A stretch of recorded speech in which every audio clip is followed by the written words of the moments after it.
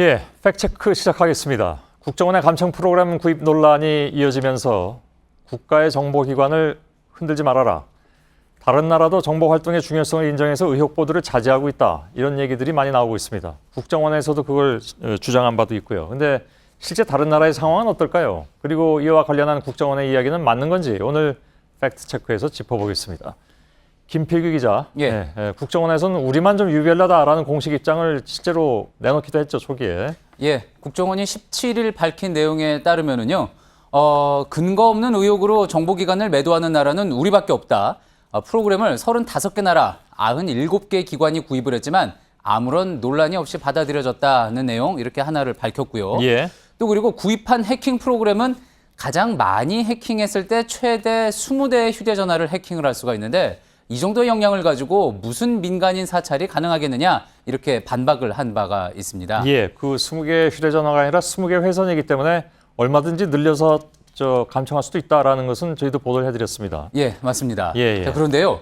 멕시코의 유명 팩트체크 사이트 아니말 폴리티코라고 있습니다. 예. 자, 이들과 함께요. 이 국정원의 두 개의 주장 같이 한번 하나하나 짚어봤습니다. 예, 아니말 폴리티코는 지금 저기 나와 있습니다만 애니멀 폴리틱이네요. 그러니까 영어로 하자면 예, 맞습니다. 정치적 동물?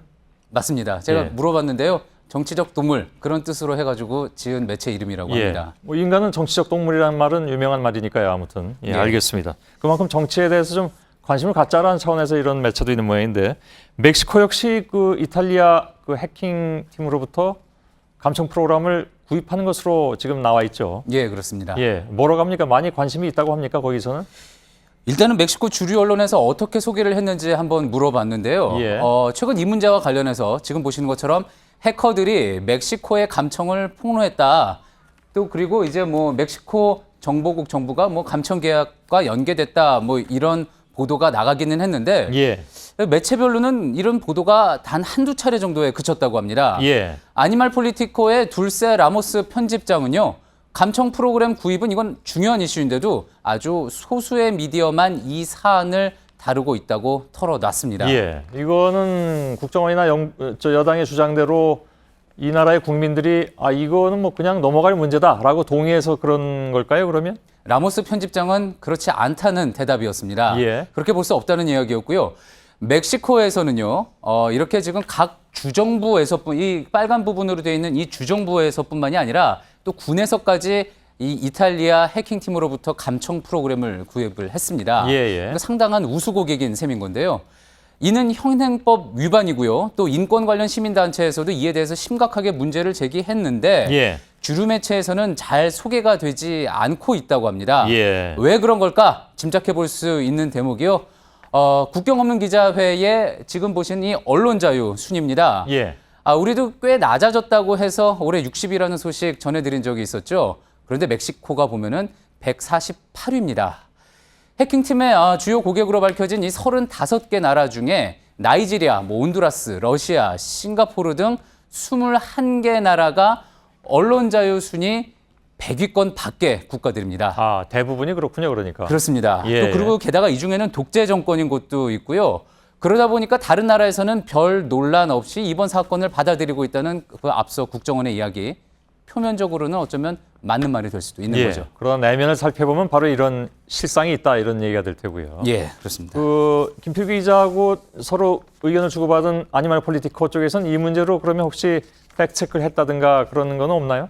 해봤다고 합니다. 예. 직접 해봤고요. 아니말 폴리티코에서 취재를 해본 결과 우리의 그 문제가 됐던 나나테크와 비슷한 SYM 서비스라는 업체를 통해서 이탈리아 해킹팀과 접촉해서 구매를 했고요. 또 우리 국정원과 똑같은 갈릴레오라는 프로그램을 샀습니다. 예. 처음에 이 제품의 고객이라고 할 수 있는 할리스코 주정부의 한 차관은요. 지금 보시는 이 인물인데요. 납치 사건 같은 게 많이 일어나니까 이에 대한 어떤 수사 목적으로 검사국에서 산 것이다. 이렇게 둘러댔는데 두 회사 간에 주고받았던 이메일을 통해서 확인해 본 결과 일반 정부 관료들까지 불법적으로 사용한 정황이 드러났습니다. 예. 또 심지어는요. 푸에블라 주정부에서는 현직 주지사가 2013년 경선을 할 당시에 이 프로그램을 이용해서 상대편 후보는 물론이고요. 또 기자들, 학자들까지도 감청을 했다는 내용이 폭로가 됐습니다. 아, 예. 자, 이 기사 내용이 다 사실이라면은요. 앞서 이런 내용이 있었죠.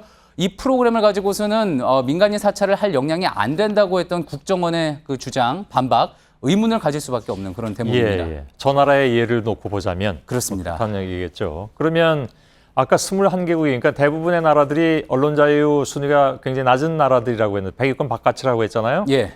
그러면 그 다른 나라들 그러니까 언론 자유 순위가 그래도 좀 높은 예. 그런 나라들은 어떻습니까? 대표적으로 이제 미국을 생각해 볼 수 있겠는데요. 예. 미국에서도 뭐 워싱턴 포스트를 비롯해서 언론들이 이 문제에 대해서 보도를 했습니다. 예. 지금도 하고 있고요. 또 그리고 야당인 공화당에서도 FBI와 마약 단속국의 감청 대상을 밝히라고 문제를 제기를 했습니다. 예. 그런데 우리만큼 본격적인 정치 쟁점으로 커지는 모습은 아닌데요. 전문가에게 그 이유 물어봤습니다. 예. 미국 같으면 9.11의 경험도 있고 그렇기 때문에 절차가 제대로 지켜진다는 가정하에서는 정보기관에서 해킹을 한다든지 요청을 한다든지 하는 문제에 대해서 그렇게까지 그 문제를 의식을 가지고 있다고 생각이 들지는 않고 미국도 뭐 과거보다 9.11 이후에는 더 이제 그런 거에 대해서 용인하는 그런 분위기가 더 많아졌던 건 사실이거든요. 예. 자, 뭐 9.11이라는 특수 상황이 있다. 예. 물론 아까 한 교수도 얘기하기를 전제를 이야기하긴 했습니다. 절차가 지켜진다는 전제하에. 예. 그렇죠? 예, 알겠습니다. 아무튼 9.11 이후 분위기가 좀 미국은 바뀐 점을 참고하더라도 이것이 그렇다고 전혀 문제가 안 되고 있는 것은 아니다 이렇게 봐야 되는 건데 예. 국정원에서는 이렇게 얘기할 수도 있겠습니다. 그러니까 미국 같은 나라도 그런데 우리는 뭐 남북 대치 상황이니까 더 그런 거 아니냐. 즉 예. 안보를 위해서 그런 것이다. 이렇게 주장할 수도 있겠군요. 예, 그렇게 생각해 볼 수 있을 것 같습니다. 자, 예. 그런데 우리 국정원이 같은 감청 프로그램을 산 멕시코 주정부 쪽에 가까운 그런 고객인지 예. 아니면 정말 순수하게 안보 목적으로 구매를 한 그런 고객인지는 알 수가 없는 상황입니다. 예. 무조건 믿어달라는 읍소 아니면은 자꾸 의심하다가는 누군가 다친다는 어떤 그런 설명 이것만 가지고서는요 우리나라가 유별난 것이 아니니까 이제 그만 흔들어야 한다는 주장 국민들에게 납득시키기는 힘들어 보입니다. 예. 김필규 기자와 함께했습니다. 수고했습니다.